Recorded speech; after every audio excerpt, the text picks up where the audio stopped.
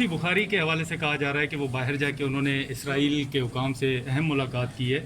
اس حوالے سے حکومت کی طرف سے کوئی وضاحت بھی نہیں ہے, تو معاملہ کیا دیکھ رہے ہیں آپ؟ ہم مطالبہ کرتے ہیں کہ حکومت اس کے بارے میں سارے جو حقائق ہیں وہ عوام کے سامنے لے کر آئیں. کلیم کیا جا رہا ہے اس انڈیویجول سے کہ وہ نہیں گیا, تو اگر نہیں گیا تو ان ڈیٹس کا جہاں الزام لگ رہا ہے کہ اسپیسیفک ڈیٹ کوئی جہاز ادھر سے اٹھ کے دوسرے ممالک میں جا کے وہاں اسرائیل پہنچا, تو بڑا آسان ہوگا خاص طور پہ حکومت کے لیے کہ وہ اس جہاز کا جو ڈیٹیلز ہے, جو فلائٹ مینیفیسٹ ہے, وہ قوم کے سامنے لے کر آئے اور دودھ کا دودھ پانی کا پانی نکل جائے گا. دوسرا, ہمیں بتایا جائے کہ اگر واقعی اس فلائٹ کا یہی روٹ تھا تو کس نے اجازت دی یہاں آنے کے لیے؟ یہاں آ کے اگر زلفی بخاری کو نہیں اٹھایا تو کس کو اٹھایا گیا؟ یہ جو رپورٹ ہے یہ ایک اسرائیل کا نیوز ایجنسی نے اسرائیل کی ڈیفنس ڈپارٹمنٹ کا سینسر بورڈ کی اجازت لینے کے بعد شائع کیا ہے. تو کچھ ہمیں دال میں کالا لگ رہا ہے, اس لیے پاکستان پیپلز پارٹی مطالبہ کر رہی ہے کہ وہ جو فلائٹ جس کا سوشل میڈیا پہ بھی جب یہ کچھ ایک سال بعد شاید کچھ مہینے بعد جب یہ فرسٹ انسیڈنٹ ہوا, اس کا فلائٹ ڈیٹیلز, اس کا فلائٹ پاس نیوز میں رپورٹ ہوا ہے, سوشل میڈیا پہ رپورٹ ہوا ہے, اور حکومت ہمیں اس فلائٹ مینیفیسٹ کا انفارمیشن خارجہ پالیسی پہ بلیو کرتی ہے. کل اگر بلاول بھٹو صاحب وزیر اعظم بنتے یا حکومت آتی ہے تو اسرائیل کے لیے اس کی پالیسی کیا ہو گئی؟ پاکستان پیپلز پارٹی کا پالیسی جیسے کشمیر پہ واضح ہیں ویسے فلسطین پہ واضح ہیں. میں شہید ذوالفقار علی بھٹو کا نواسا ہوں. شہید محترمہ بینظیر بھٹو اور فلسطین کے جو عوام کے ساتھ PLO کے ساتھ جو تعلق تھا وہ آپ کے سامنے ہے. یاسر عرفات صاحب تو قائد عوام کا شہید ذوالفقار علی بھٹو کے قریب خدا بخش کے مزار پہ آ کے فاتحہ بھی دیا ہے. ہمارے بڑے گہرے اور مضبوط تعلق ہے فلسطین کے عوام کے ساتھ. جیسے ہم چاہتے ہیں کہ کشمیر کا ایشو کے فیصلے کشمیر کے عوام کریں اور ہم کشمیر کے عوام کے حکم پہ چلیں گے, ویسے ہم سمجھتے ہیں کہ فلسطین کا جو ایشو ہے اس کا جو فیصلہ ہے وہ صرف اور صرف فلسطین کے عوام لے اور ہم ان کے حکم پہ چلیں. وہ اسپیشل اسسٹنٹ جس کے لیے اس نے تو الیکشن کے دوران NRO کا بندوبست کر دیا تھا. اب میرا خیال میں قوم کے سامنے یہ انفارمیشن تو ہونا چاہیے.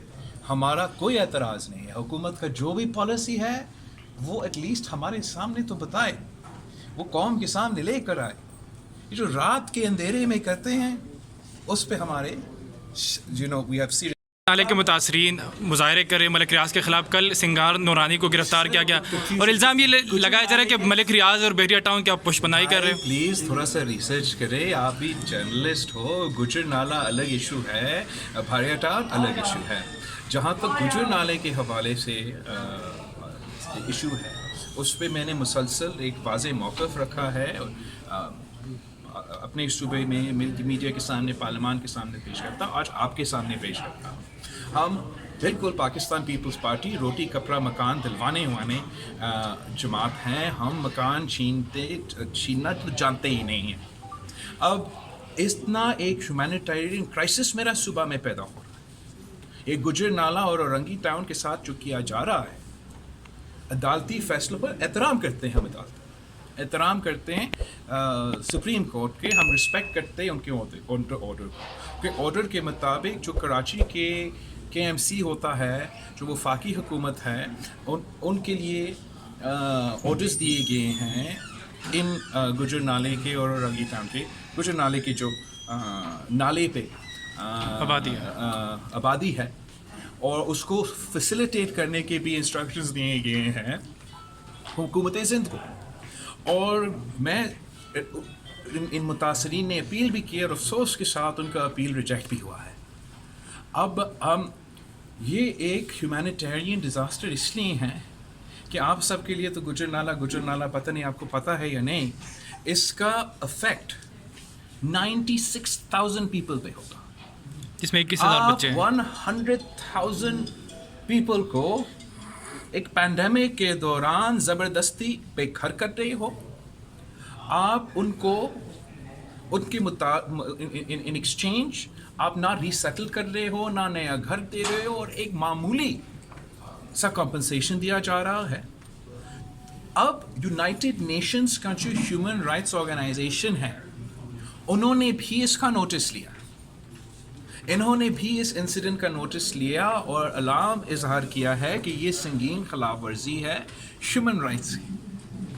ہم بھی چاہتے ہیں کہ گجر نالہ میں صاف ہو. بہت سے نالے ہیں ویسے صاف کروانے کے لیے, کوئی خوشی سے نالہ میں نہیں رہتا, تو کمپنسیشن آپ کی حکومت نہیں دے رہی؟ گند میں نہیں رہتا, یہ لوگ مجبور ہیں وہاں رہنے کا.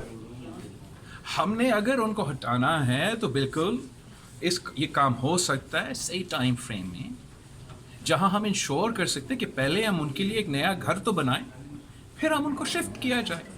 Unfortunately, this is not happening. After the UN report has come, I call upon the Sindh government and the Sindh cabinet to take notice of the United Nations human rights appeal for the people living in Gujranwala, living in Karachi.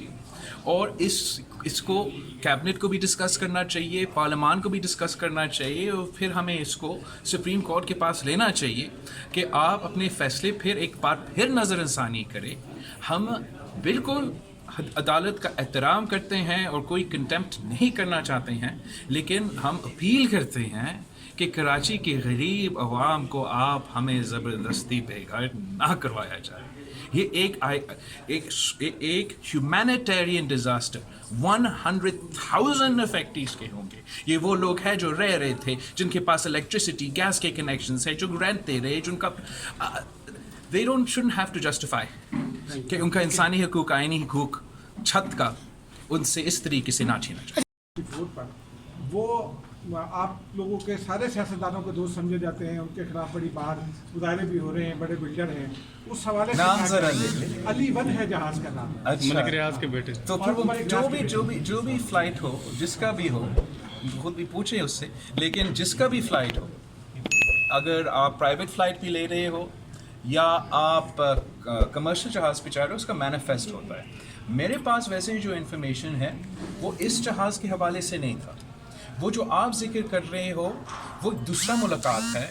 ہمارا جو national security وہ USIP سے آیا ہوا ہے, اس کا ملاقات ہے. اس پہ بھی ہمارے بڑے سنگین سوال ہے جو ہم چاہتے ہیں کہ وہ اس کا جواب دیا جائے. یہ دوسرا جہاز ہے جو نومبر پہ پہلے پاکستان سے باہر جا کے پھر آ کے جا کے وہاں اسرائیل میں 10 گھنٹے کا تک تھا. تو اس جہاز کا آپ بھی انویسٹیگیٹر رپورٹرز ہو, یہاں سے ہم مطالبہ کر رہے ہیں, اگر یہ دوسرے ممالک سے گئے ہیں, اس ممالک سے یہ انفارمیشن لیا جا سکتا ہے. میں ساتھ مل کے کام کرنا چاہیے اور پتہ کرنا چاہیے. میرا بجٹ اسپیچ سے میں نے ہی مطالبہ کیا کہ افغانستان پہ جو بھی ادارے اور جو بھی وزارتیں اس ایشو میں انوالوڈ ہے وہ ہاؤس کو, پارلیمان کو بریف کیا جائے. جب میں نے یہ مطالبہ کیا تب اسپیکر نے ہاؤس میں میرے بات مانا اور کہا جیسے ہی بجٹ ختم ہوگا ہم یہ میٹنگ بلائیں گے. اور اب بجٹ کا پروسیس انشاءاللہ تعالیٰ کل کے بعد مکمل ہوگا, اور دوسرے ہی دن انہوں نے افغانستان پہ نیشنل سیکیورٹی کمیٹی میٹنگ رکھا ہے. پاکستان پیپلز پارٹی شرکت کرے گا, میں خود اس کمیٹی کا ممبر ہوں اور میں خود شرکت کروں. امریکہ کو اڈے نہیں دینے.